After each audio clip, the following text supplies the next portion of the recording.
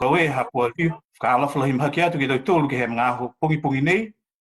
Whakaue hapua moe aho nei, koe aho ke whakamanatu ai ha Lautolu tau kautau ne whakalataha atu ai ke he Felakutaki Fakamua he Lalolagi. A big welcome to all of us who are part of this commemoration service in remembrance of the ANZAC. Fakamua, to hawhangi ai, po ke vevesi ai ha Lautolu, a aho ke he riongi, to tuku atu ai ke he Lautolu a matua whakawhikau, mai he motu ko Australia, ko Reverend Dr. Matagi Vilitama. Ka welahi, a lofo hofi atu kia tauturosi ko a kisa me whanongonongo mai ke whakaroanga whakalifu me whakamanatu. E lata ia mo aho kautau he tau ua furu mai ua furu. Tō riongi a Lautolu ki mohi atua mo he whangi e whakaroanga nei. Pe mai e tau kupu heiki, ko e hā kua poa ki Hanei, ki a whiawhanaki a Lautolu, tunga e whakaalofa au ki Lautolu. Nā kai ni ke whakaalofa, nā kai mua e whakaalofa he taha ke whakaalofa nei. Ke tuku atu he taha hana mui, ke hukuia ki hana tau ka pisina.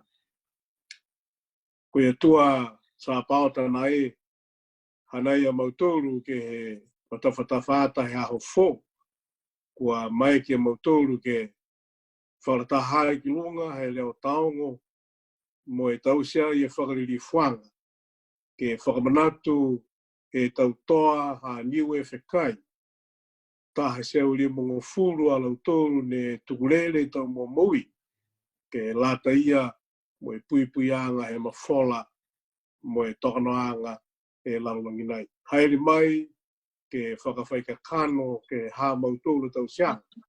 E ka mate Lautolu mo koe ke ka mātanga nei, a tō whakause Lautolu ke he ririfu hao. A ko hingoa whatapu, e hawa tama ko Yesu Kristo, ko hawhangi ai ha Lautolu, a whakaririfu anga nei. Amen. Amen. Whakaue lai mahaki ke he vevesianga he ha Lautolu a Whakamatuaga ke he māma he aho nei.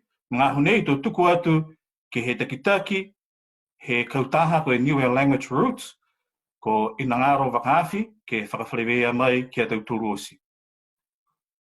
Whakalawhalahi atu ki a Lautolu osi kua mai ke kauwhakataha i ke he mga aho nei, ke latai mo e Fakamanatuaga he Lautolu tau kautau, ne oatu ai ke he tau Felakutaki he Lalolagi. Kua eke iau mō hukui he matakau Niue Language Roots ke tuku atu e te manatu whakalofa, whakalapalapa atu ke Lautolu osi, mo e amanaki ke munuina ha Lautolu a tau whakaholoanga ne kua tau se ke laki mai aho nei. Kawelahi. Whakawelahi mai ina mga aho nei, tō tā atu e leo lolongo nei tau mauri me tau pālangi hangau ia ki a Lautolu nai tau toa maloro he motu a Lautolu ko Niue, ne watu ai ki he Felakutaki Fakamua he Lalolagi ni uhu mai ai he mtakau tu funga whakamotu. Hanei o lolongo i.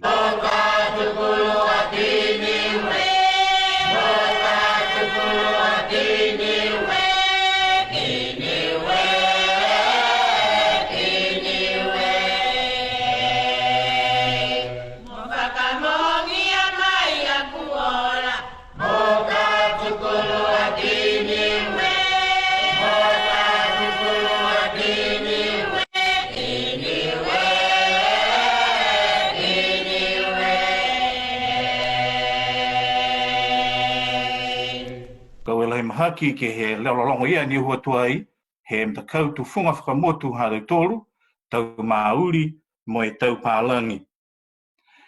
Mga aho nei, tō hoko ai ke he fusianga he tau masini. Tō fusi mua e masini ha Niue, mo e uho ai e lolongo he kautu, ko e iki he langi,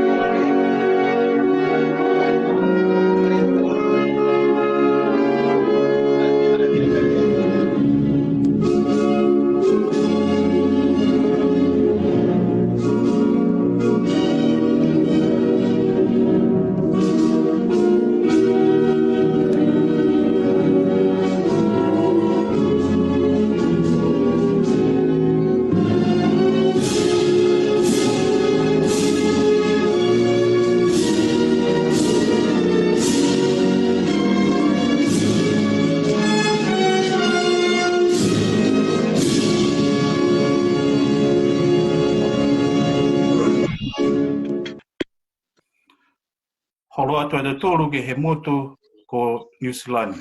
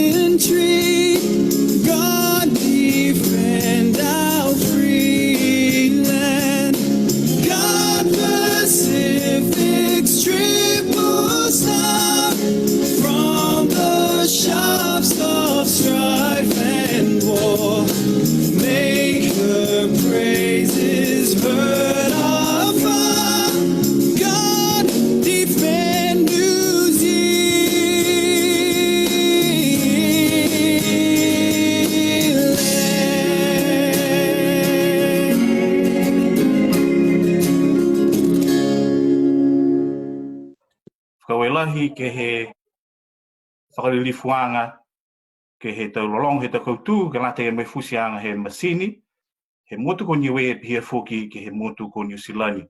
Ngā honei to tuku atu ai ke he Lautolu amatua whakawhikau ko Reverend Dr. Matagi Vilitama ke whaikupu whamawhana ke late e mai he Lautolu a Fakamanatuaga he māma he honei. Manatu whamawhana whalikia ke whakarilifuanga me Fakamanatuaga ke he māma he aho. Mō mai whalukupu mai loto e whinangalo hi atua ke he whanongononga Lautolu ki ai mai he mawehanga tuai ko e tohi whakamua Samuela ko e wewehanga hongfu mawhitu tōtu tōa he wha he kupu limo fumalima ke he limo fumawaru ne pehe mai e tau kupuia. Ne kisa atua saulo ke a tāwita he whanua ia ke whelewea ai mo tangata Filistia si pehange a ia ki a Apineru ko e takitaki kau. Apineru nai, ko e tamahai e fuata nai. Si pehange a Apineru kua mauia koe ko e patuiki nai nā kai loa iau. Si pehange e patuiki ki a huhu la e koe tamahai e taureka nā. Ko liu mai a tāwita he kēri ia e tangata Filistia. Si uta ai a Apineru ia, si tamai e ia ki mua a Saulo. Si haha he rima hana e uru he tangata Filistia. Si pehe mai a Saulo ki ia. Koe tamahai a koe. Si pehe atua tāwita. Koe tamau he hawa whakawhikau ko Iese I Peterhema. The English translation, now when Saul saw David going out against the Philistine, he said to Abner, the commander of the army, Abner, whose son is this young man? And Abner said, by your life, O king, I do not know. The king said, you inquire whose son the youth is. Hanei tukumuri e tau kautau e Israela e matakutaku e tupua tangata ko Koriato ko tangata Filistia. Kai onono ia ke he taha fuata taha tama, tauraka reka. Hanei whinatua ia ke whengai tau mo e toa ko koriato. Ei whai mena ia ne tuto he lima hana, ai whai pāpā tau, ai whai tau, ai whai peru. Kai whinatua ia mo e hana loto. Si huhua ia ki a peneru, ko e takitaki kau, ko e tamaha hai e whuata nei. Huhuange lai koe, ko e tamaha hai e tauraka reka nā. Ko tamaha hai e tauraka reka nā. Whose son is that young man? Tamatose ki sia e saulo. Ke whatatai, ke he whi, ko e maki tangata ko koriato. Koriato, me hana kau, koriato me hana pāpā tau, koriato me hana peru, me hana tau. Kai whinatu a tāwita, me hana tau lima, me tua ia ki he tua. Whinatu me loto, whinatu me tua, whinatu ke ingoa Yehova sa pauta ko ia tua mui. A Jehova fongia ai. A Saulo mo Lautolu ne ono atu ke ia. Ko i tauraka reka, ko keri e whi. Si riwa ki mai e uru ki a Saulo. Po e tama hai e tauraka reka na. Whose son is that young man? Taha e se ulimo mo furu e tauraka reka a nukutu taha. Me tukulere i tau mo moui. Mo e oatu e Felakutaki Fakamua he Lalolagi. Ko e huhu ha Lautolu pogipogi nei. Whose son is that young man? Po e tama hai e tauraka reka nā. Ko hai e Niue. Who is Niue? Pe he tohi e patuiki ko tungia ke Victoria. Ko au ko Niue. Ko au ko e tamatose. To paraphrase King Tongia's expression to the British monarchy, I am Niue. I am but a young boy. Ko hai la ne whakawai e tau moui ke whakamori e manako he loto ke foki e whana mo e whano he tau. Ko hai la e tau mga whawaia ne tolo patu e tau mo moui toko wha, toko toru, toko ua, mai he whalu he tau mga whaoa ke hukuia nukutu taha ke he wholau ia. Whose son is that young man? Ko hai e tauraka reka nā. Toko whiha ne toka e la ia toka i motu. Toko whiha ne tui la ia e se vai. Toko whiha ne kai la ia e poresi. Toko whiha ne longona la ia e makariri.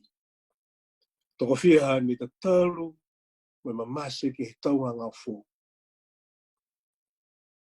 Whose son is that young man? Koe tama hai e tauraka reka nā. Toko whiha e matua whiwhine ne tawhe po ke wailere e tauhi hina mata ha koe tama tāne fakaheke kua whakamarere ke he maare tau nāka iloa, mai nāka kisia. Toko whiha e whiwhine ne maripilipi e tau loto e whingeta whakahiku e reoko. Oi tā pora nai o mua atua koe. Whose son is that young man? Poke tāma hai e tauraka reka nā. Tō whiha ne tuku hifu i Neloneki. Tō whiha ne tauwhi hifu ki Aotearoa. Si tō whiha ne alo i tau lima he wholau ki atu i roa. Whose son is that young man? Poke tāma hai e tauraka reka nā. Ko hai ne kisia e tau whare whatalonga, tau whare lalai. Ko hai ni kisia e tau lerue huilonga. Ko hai ni kisia e tau pāpusi, ko hai ne kai punu moa. Ko hai ne hoko ke motu ne ingoa ko te lalai. Whose son is that young man? Ko tama hai e taureka rekana. Ko hai ne kere hifo I Europe.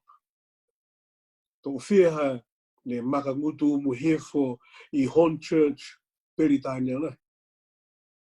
Ko hai ne heke wakatonga e ririu mai ki New Zealand. Ko hai ne tuku hefo ke manawa I moana pula. Whose son is that young man? Ko e tama hai e taureka rekana. Ko hai ne hoko mai ki Niue. Ko hai ne tukuonga tala ke he Felakutaki. Ko hai ne tala e tala whakahorumuia. Ko hai ne whasi e taulolongo fakaheke motu. Whose son is that young man? Ko e tama hai e taureka rekana. Ko hai ne rioa ki hake e loto matala ke he motu. Ko hai ne rioa ki hake ilo mo e purotu ke ea si hake a motu se e fua. Whose son is that young man? Ko e tama hai e taureka rekana. Ko e huhu hai a Lautolu pumpo. Hane no nofu pui ngai a Lautolu ke he tauloto kaina. Si huhu atua o he pungi nei.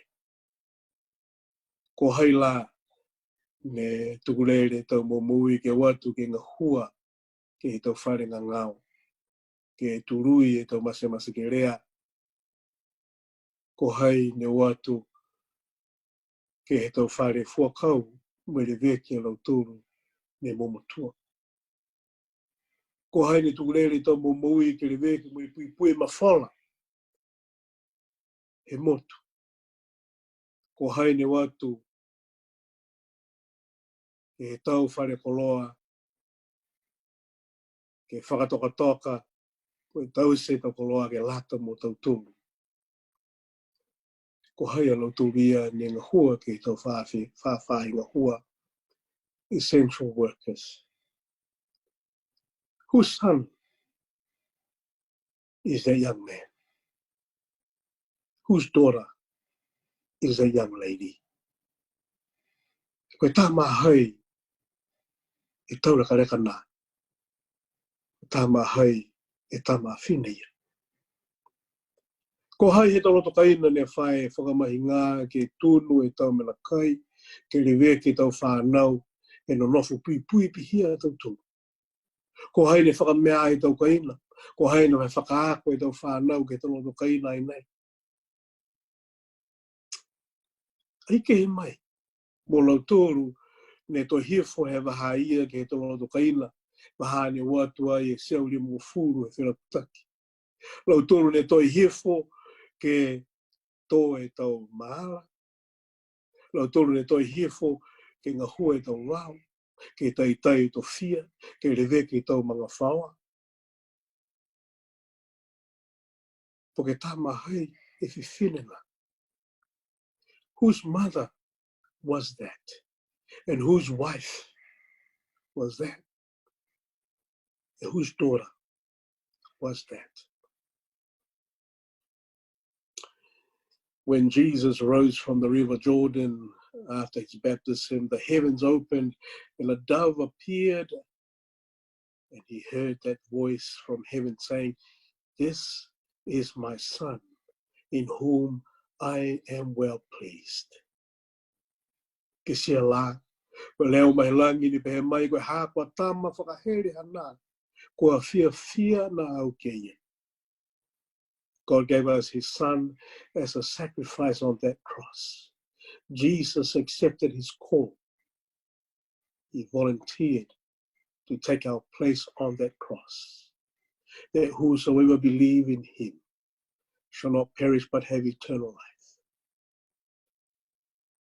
he poki heiki ke hana tatutaki. Koe hako poki hana kia whiau whanā kia mtoru tunga e whakaalofau kia mtoru. Nā kai mua e whakaalofa he taha ke e whalawhanei. Kia tuko atu he taha na mui ke hukui aki hana taukapisina. Jesus said to his disciples, "This is my command. Love one another as I have loved you. Greater love has no one than this, that he laid down his life for his friends.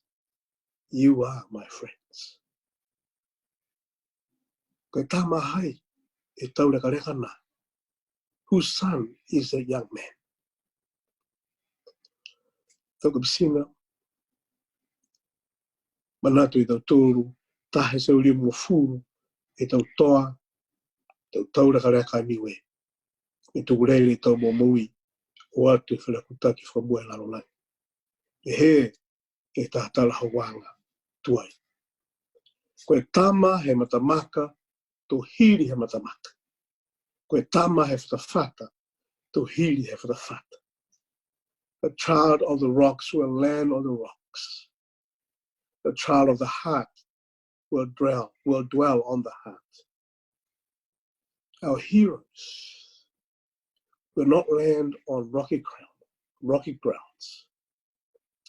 Our heroes will not be left forgotten, even in this COVID-19 unprecedented time. But as the ancient Niue proverb states, a child of great achievements will never be forgotten by his father. Indeed, he will forever be remembered, and he will be forever treasured in his heart. Aua nege nimo, to manatu tukulangi, lest we forget. Yonge Lautolu. We are tuanai. Whewhelai longo nanga he Lautolu. Ne hiki e tau rima, e taria, e ongo me kumi mai a peritanya rai. Ko hai a Lautolu ia, ka koe tau, whahere he matamaka, a niue whikai. Lautolu ne hire he whatawhata hau koe tuanai. Lautolu ne hire he whatawhata he kautu ha mautu. Ne tata me longona e futu hau ase fua. Koe whakaalofa hau, koe whakaalofa hofi. Hai a Lautolu koe atua, ne tuku marere tau mo moui, ke whanongatu, ke tā whahi e Lalolagi, ke pui e mawhola, ke pui e tokanoanga, mai Lalolagi katoa. Niue koe tamatose, kai lahi hana tua, lahi hana manako, ke foki e moui, ke tunga hawa tama ko Yesu. Me tukulele moui ki lunga he sa taulo, wa mātulei, wa mahi ke lata mo mautoro, mai hawa tau tangata. Wa Hanei kono nofo matakutapu e tongolonga, ke he tau kaina, hape na ngāo uka, o whehanga iai mai tau momoui. Mama tuanai. Whakamanuina ke Lautolu ne kua whaki tau momoui, ke oatu mai whakawhikau. Ki a lawiakia mautoro koe tau tangata hau. Whakamanuina ke Lautolu koe tuanai. Si pihia ni ke tau mga whawa ni no nofu tupe. Moe mataputa. Whakamanatu mai ke mautoro. E hau mweheanga. Ko koe whakalataha mo mautoro. E tau mga aho fia. Ko tau mga aho maskerea. Lord, we thank you for this time. As we remember 150 of our soldiers who gave their lives, sacrificed, Lord God, their lives to leave their families and their island, to journey across the world, to fight a war for freedom, for peace. And Lord, we are grateful today. Lord, we pray for the essential workers and those who are in the front line as they continue to work and serve on our behalf as we are protected in our own homes, in our own bubbles. Lord, we pray that your peace will be with us, that you will continue to be with those who offer themselves as essential workers to serve our communities and our families. Bless all who are listening to this broadcast. And we pray your blessing, Lord God, upon your people, lest we forget your sacrifice in your Son Jesus, lest we forget our heroes, the heroes of Niue. And we pray this in the name of Jesus, our Savior. Amen. Amen. Whakawelai mahaki ke he hautulu tau manatu whakamawhana ke lata ia mai hautulu Fakamanatuaga nei, mai he hautulu matua ka whikau, Reverend Dr. Matagi Vilitama. Ngāhu nei, tō tuku ai, po ke whakatūtū ai, e hautulu a tau keu. Mui mai tua ia, ko e pū he onga momoko, ke lata ia ke tuku hifu ai e tau masini. Mui mai tua ia foki, ko e out of remembrance, pia foki mo e tahai minute, ke mai ke Lautolu, ke tutu, po ke nonofo whakalongolongo, ke manatu, po ke whakamanatu, a Lautolu nā e Lautolu tau toa malolong.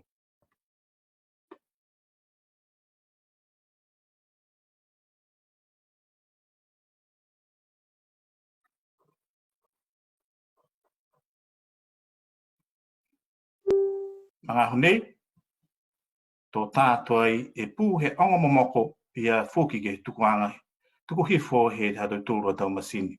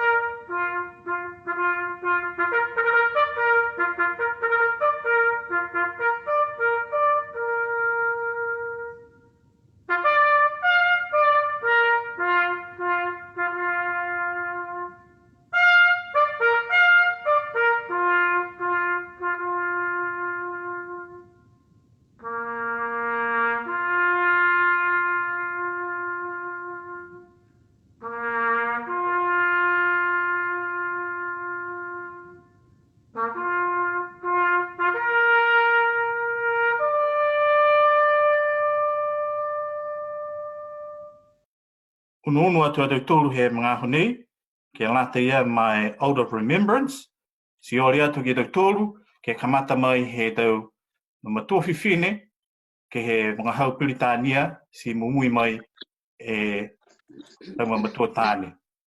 Ori atu kia lolo, ke takitaki e Lautolu, ke he totoanga he out of remembrance. Tōnā kai motua ke fuakau a Lautolu. As we that are lifted from Ke tunga Lautolu ne toi ke momotua. Age shall not weary them, Nā kai motua ke lole lole. nor the years condemn them. O ke whakawhiri a Lautolu. At the going down of the sun, Ka toe la, and in the morning, ko e pongi foki, we shall remember them. o Manatu Tumau a Lautolu. O Manatu Tumau a Lautolu. Tutu puke no nofo whakalongolongo ke whakalilifu e Lautolu a ta kautau ni oatu ai he Felakutaki.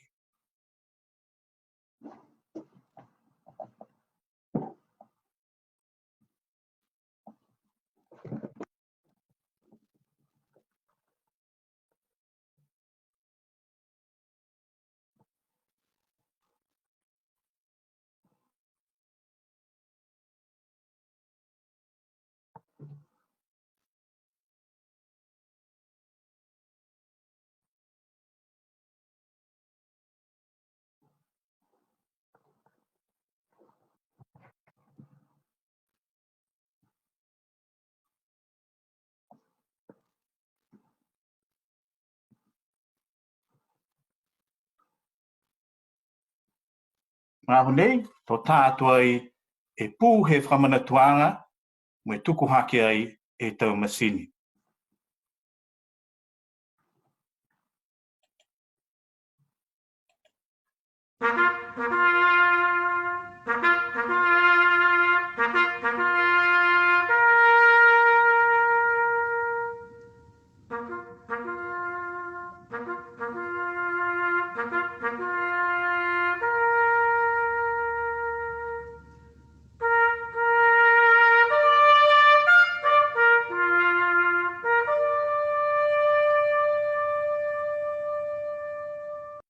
Whakauelahi ke he Lautolu a whakalilifuanga. Ngā honei, tō tutou ai e tau hingoa he Lautolu a tau kautau. Tō tuku atu ki a Lautolu nei, kamata mai e lingi sisikefu, mai he maanga ko mutalau ke hoko atu ke he maanga ko makefu. Si tutou ai e lolokini ki motu pāwihi, mai he maanga ko alofi, ke hoko atu ke he maanga ko awasere. Mui mai tua ia, Daphne Pihingia, ke tutou mai e maanga ko waiea, ke hoko atu ki liku. Ke whakausi mai foki, e si lau tālangi Patriarchy, mai he maanga nā ko la kepa, hia foki mo Lautolu e wharu tau kautau, ne ko putoia ki a Lautolu osina.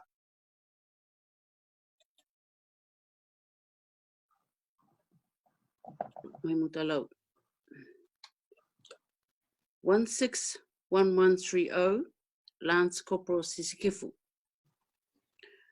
161038, Private Faletungia. 161039, Private Fasi. 161049, Private Mutupulenga. 161056, Private Ikihenga. 161094, Private Marafitu. 161097, Private Misikoni. 161095, Private Misikoniua. 161096, Misiponi. 161098, Private Muimatangi. 161119, Private Pakitau. 161118, Private Pimeleko. 161120, Private Puhotau. 161162, Private Talauta. 161159, Private Tafale. 161161, Private Taulisi. 161156, Private Siafa. 161129, Private Sipi. 161160, Private Tongiafu. 161157, Private Tongihimotu. 161037, Private Falaile. 161158, Private Tomasi. Hanei Mahibdavake. 161048, Private Mumaka. 161052, Sergeant Hemu. 161053, Corporal Hepa. 161062, Private Kaimanu. 161061, Private Kurupa. 161072, Private Lavini. 161074, Private Lautonga. 161073, Private Lisipa. 16115, Private Penimeta. 161114, Private Pita. 161112, Private Bafalani. 161147, Private Tafua. Hanei tuapa mona mukulu. 161031, Private Apelila. 161348, Private Fata. 161057, Private Ikito. 161080, Private Langingi. 161081, Private Lasitu. 161083, Private Liu. 161102, Corporal Manatoa. 161105, Private Motutoa. 161124, Private Puleangatau. 161175, Private Uku.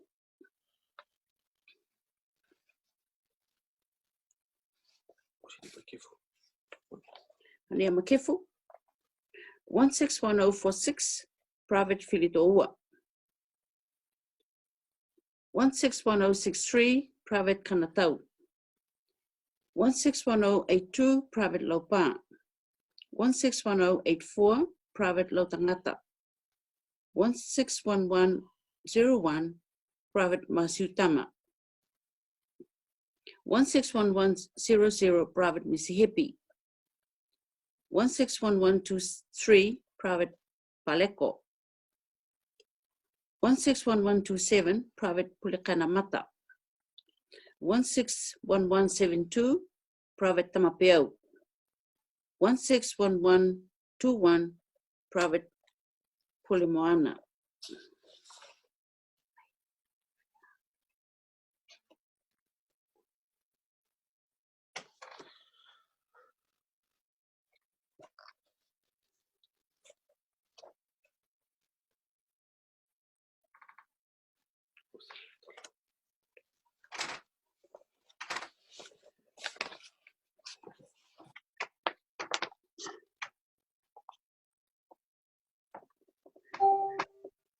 Sorry. 161170, Private Tohovaka.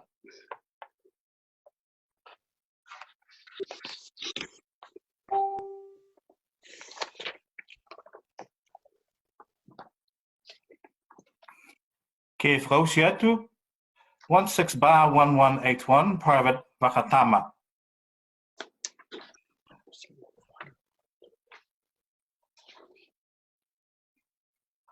Mga Hanei, tuku atu kia lolo, ke matuta kia Lautolu.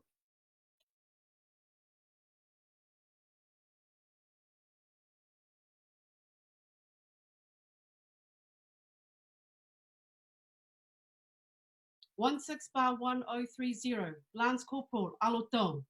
16-1035, Private Fakahoko.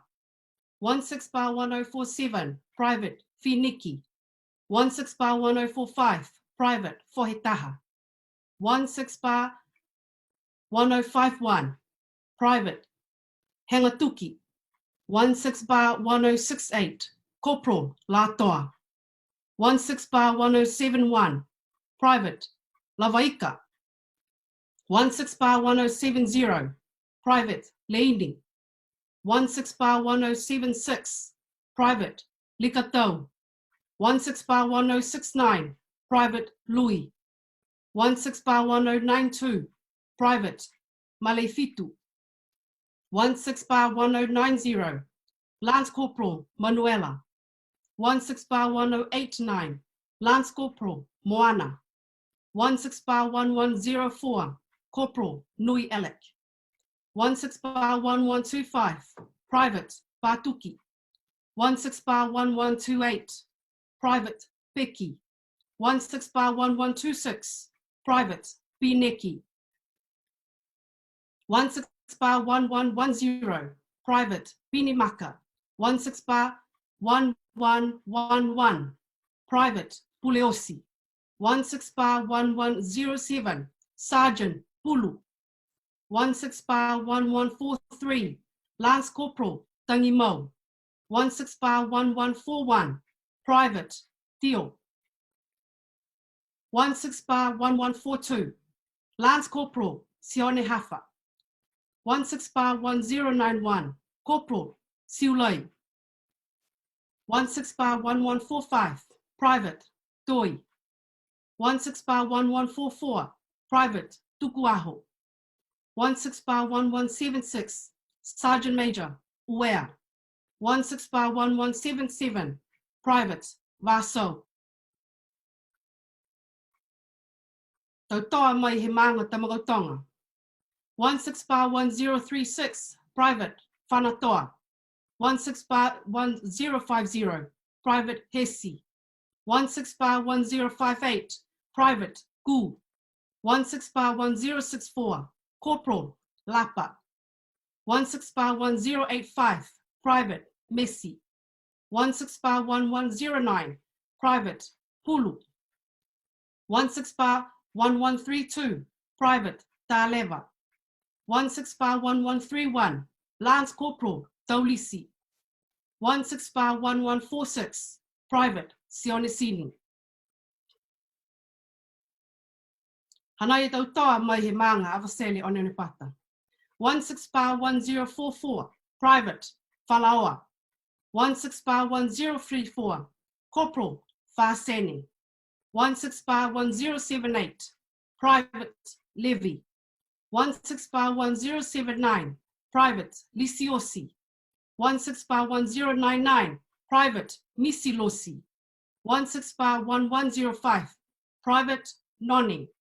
16-1166, Private Talawaikiulu. 16-1168, Private Tahikona. 16-1167, Private Taveli.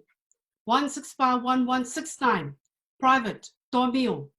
16-1179, Private Vaihola. And 16-1180, Private Vaiua.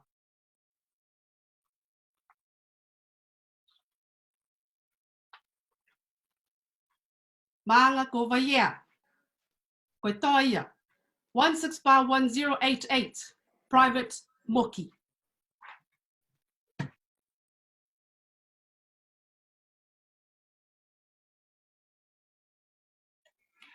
Mā honei, tō tuku atu ki a Daphne ke matutaki e Lautolu a Tautotoanga mai he maanga ko hakupu moliku. Ko Lautolu mai hakupu. 16-1032, Private Eloni. 16-1055, Private Ikitaue. 16-1054, Private Emu. 16-1059, Private Kamupeli. 16-1066, Private Latoa. 16-1065, Private Liuvaie. 16-1067, Private Luki. 16-1086, Private Maka. 16-1087, Private Misikele.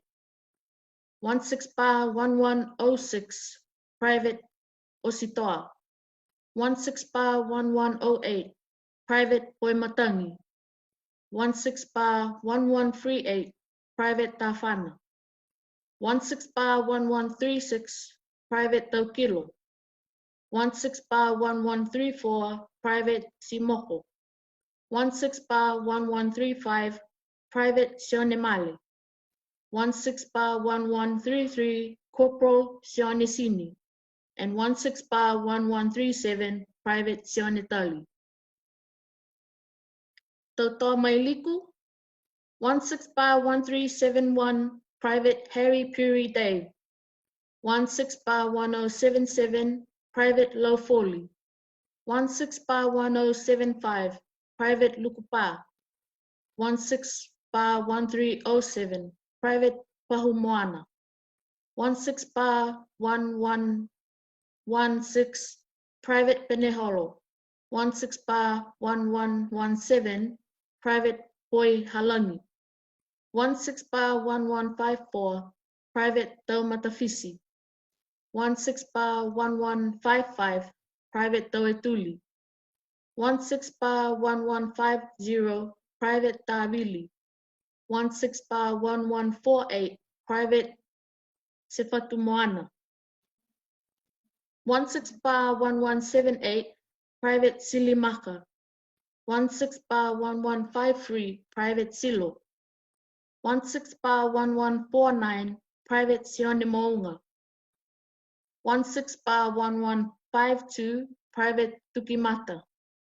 And 16 bar 1178, Private Vilipasi.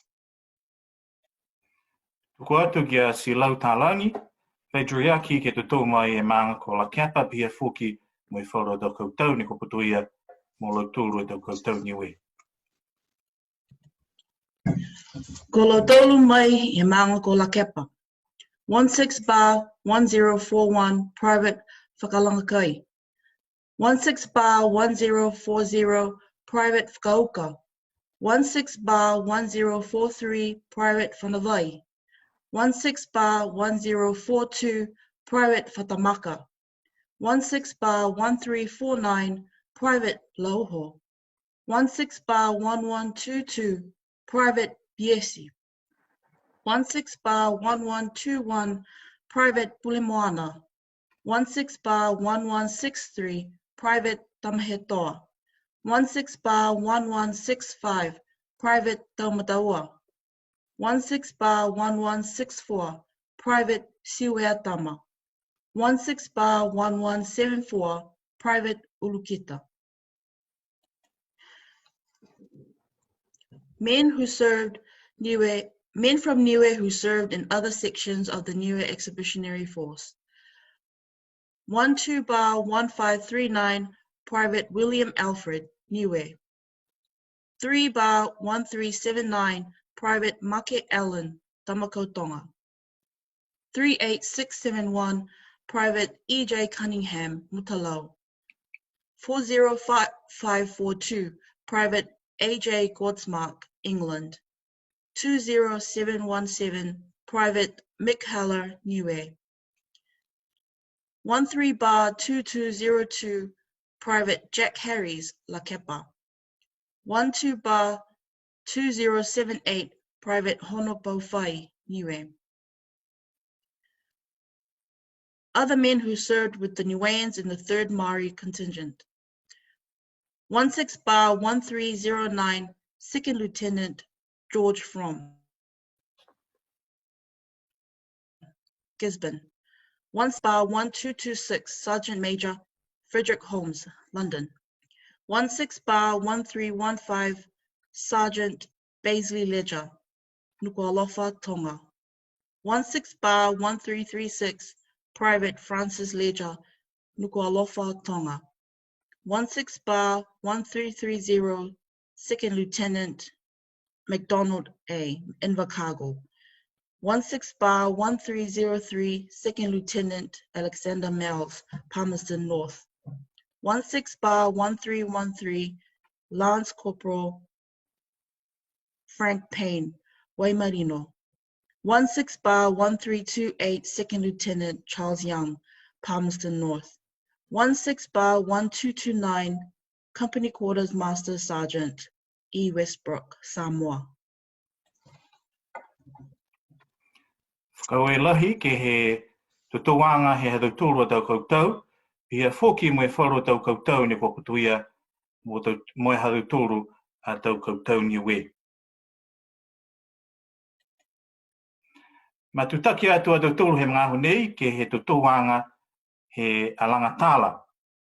Ko e alangatala nei ne tohia ai he matuwhiwhine ko whakahula he toa, mesi funaki, ne kautua ia he tau alangatala ne fakahoko, po ke whakawhita ai he mtakau tohi nukuturu ea a Niue. Si totoa ai ke he Fakamanatuaga Kautau, ke he tahe a whihiwe seu, hiwango furu maono, ke he maanga nā ko namukuru, whakaue lahi mahaki ke he matuwhiwhine ko ringi sisikefu, hakua maike ke moa mai e taonga nei ke maike ke he whanongonongo me longona uloa Lautolu ki ai. Tō tutau atu whakamue au ki he mga hau niue, tō tuku atu ki a Licky Jackson Burke, ki tutau mai whakapilitania. He mai e alanga tala ia. Whiwhiri ke he Felakutaki. Whiwhiri ke he Felakutaki. Whakatūhohi ngoa. Hoku loto kua polililili noa. Ko mase pipili he whialanga tau. Ke hoko atu ke he Felakutaki ia. Takitaki ne whiwhiri tō whakae mai. Ko liu atu ki whanua ke mautari. Hoku sino tō lewa he hakahakau. Nā kai le pangaha mea na vihu, tau hui tofa hoku tau mutu whanua. Ngoi aki e tau hui kamakama, ko pōma fisi, he mare tau. Tā ki tōnu ko manu hea, ma fisi karo hako, he makata tāsiri. Whakatau tonu mai hoku tau paninga atu, ko hoko atu ke he mare tau. Mau niwa anga ia hoku sino se whekula. Matakai uka whewheke ke fōlia e taha. Haku tuku se ringa atu ke he matangi pao hake. Haia, hoku talifaki atu, koe olala ia hoku tauiki. Haula ma haku matalupe, hoku whenonga atu lewa, hane whai ki mapua langi. Pona taki hata ua maweheanga. Kumi mai la halausihi mata lea. Kou no taki aki hoku kākia, hoku whakapeka kula e kou alo atu. Pihia ai ho vale hoku leitu nai.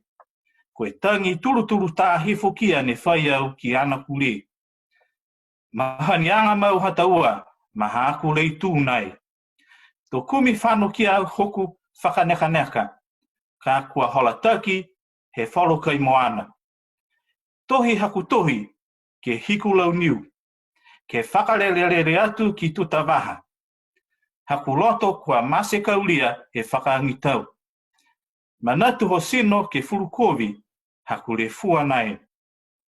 Whano mokoi haku tau lau ulu weka. Tō whakatali aki au ke he manu wholau. Poke he ngoa kia hana ongo mai. Ko tukutuku hifo me ngana lau kou. Whakapupongi me ono langi. Koe haku whano lewa he halama mau. Mo e whakalanga tau ke he mangai mokopō. Uka whewheke na au ke puru mohea. Mohe popo hoku whakatupua. Ofo mase kua hoko atu ki Lalolagi. Maata mai koe au rusea. Whakatutututu mo e hea atu. Ko taua ki whee ma hoku iki. Whakamase ho ngutu. Ma pāhe la. Whakatalitali tuli e sopo puke. Tutu whakatu atu e tau katoa, e kau katoa. Whakaako ke whakaapa kua auni ne tau poto. Whakalofa ha. Hoko tau hui lapa lalahi. Aki hakutoa ke whakahuhu hefo. Tau whipa ko ngutu loloa. Kawa hana mai, koe hoko tua mau. Uku whewheke taha na au ki hau. Hoku tau atu hau ne ke whakakupunga. Oi, koe hoko motu ki nukutu taha. Ka koe whenonga atu ka ne whai ki he mena mouli. Hoku whakataitai ke whakahala uru hifo ki moana. Munuina, huhuru hifo he hamaru whenonga. Nā kai whelauaki tonu moi whi. Eke nā au ke amo whakatupua he ngutu whana. Whakatali whakamanga aho ke whawhata he tuafi. Lau tā e aho kua hake mai. Ama mamna ki anga niuia ki lalo. Kai kehe kua hokogi aiku pito mau hokuola. Pihia e alanga tala ia ne tohia ai he matuhi whine ko whakahula he toa misi funaki. Tuku atu ki aleki ke tutou mai ke he whakariliwanga whakapilitania. Elect for the war. Do enroll my name. My heart is all desired. Pale and weak, wanting so, to get to that war. O leader who selected, do say yes. Therefore I return home to await. I'm already and brisk, there's never a problem. My feet already blessed by my ancestors, rubbed with a skillful sea crab in order to run fast in battlefields. The real image of a triller, swiftly dodge the solid rock. Do confirm my prayers to thee, for me to get to the battlefield, my youthful body all bold and firm. Difficult to overcome by anyone, I screw my ears to westerly wind.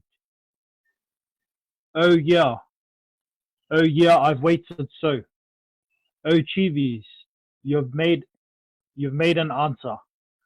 Come, my beloved one, I'm going to journey to ocean afar. Do stay, my forget-me-not. Alas, alas.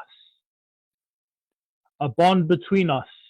Find me a leaf of a particular cordyline plant. I'd tie around my neck. My red scarf here would wave at you. Oh, no, my beloved husband. Am I going to shed my tears to Anakule, our well-known place, oh my beloved husband? I'd seek for my playful thing, but it has kidnapped by a sea monster. I'd scribble some words on a coconut leaf, send it over the horizon. My heart will die of sorrow. Remember not to give away your body, my beloved husband. Take with you my bird-like hair. I would await for the coming of the frigate bird. What would its message be? I'd crouch low to scatter herbs with a mournful look to the sky above. I traveled far, far away, making ideas that I'm possessed by evil spirits. Sleeping soundly, I pretend. Suddenly reached narrow neck, a glimpse of a white cloud. I yelled or called out, "Where are we, my lord?" Shut your mouth, you good for nothing. Await patiently for the watery soup. Stand in line, the whole team. I'm always last while taught to salute. Oh, my poor abnormal feet. Pluck up strength to force into the long neck shoes. Perspiration trickled down my backbone. Tried with all my heart to fit. A mock to my generations of not. Oh, my country, Nukututaha. Am I going to travel to a real thing? I tried my head first to the deep sea. Oh no, our journey has been blessed. We are not to meet with the enemies. I pretend to hold onto my rifle, awaiting to press the trigger. A new day has risen. Preparation has been laid down. Not really mattered, but I've reached Egypt for my record. Whakawelahi maleki ke he tutuanga he hatutulu alanga tala ke he ngahau Vilitania. Mga Hanei, to tutua, to whanonongo i a Lautolu ke he lealolongo nei, ne whakahingoa ai koe to tolu whai au, ne uhu atu ai he Lautolu au tau toa malolo, tau toa laka reaka, koe tau whianga he lolongo nei, fuafua ki ai koe tau tahe a whihiwe seo onungo furumaanga, ke he motu Lautolu ko Niue.